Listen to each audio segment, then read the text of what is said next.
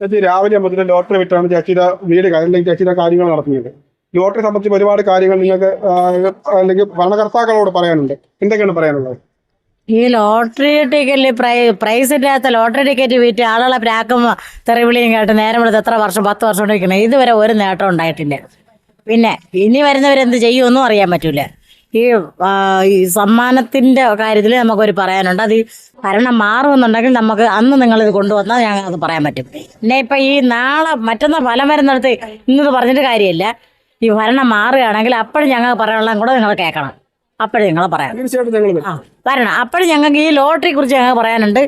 ഇതിൽ എങ്ങനെയൊക്കെ മാറ്റം വരുത്തണമെന്ന് ഞങ്ങൾ ഈ ലോട്ടറി കച്ചവടക്കാരെ ഞങ്ങൾക്ക് പറയാനുണ്ട്. ഗ്യാസിന് വില കൂടി, ഒരു ഗ്ലാസ് ചായ കുടിക്കാൻ പറ്റൂല. ഇനി ഗ്യാസിന് വില കൂടി. ഹോട്ടലുകാരൊക്കെ ഇനി 20 രൂപ ഒരു ചായ കൊടുക്കൂല. പാലിന് വില കൂട്ടി. ഞങ്ങൾ ഇവിടെ പോയി വെള്ളം കുടിക്കും. അപ്പോൾ ഞങ്ങൾക്ക് ആകെ ബുദ്ധിമുട്ട് തന്നെയാണ്. ഭരണം മാറുമെന്നുണ്ടെങ്കിൽ അന്ന് നിങ്ങൾ ഈ TV അല്ല മയക്കും ക്യാമറയും കൊണ്ടുപോയി അന്ന് ഞങ്ങൾ പറയും. മാറ്റം ആഗ്രഹിക്കുന്നുണ്ടോ? മാറ്റമേ ആഗ്രഹിക്കുന്നുള്ളൂ. മാറ്റം ആഗ്രഹിക്കുന്നുണ്ട്.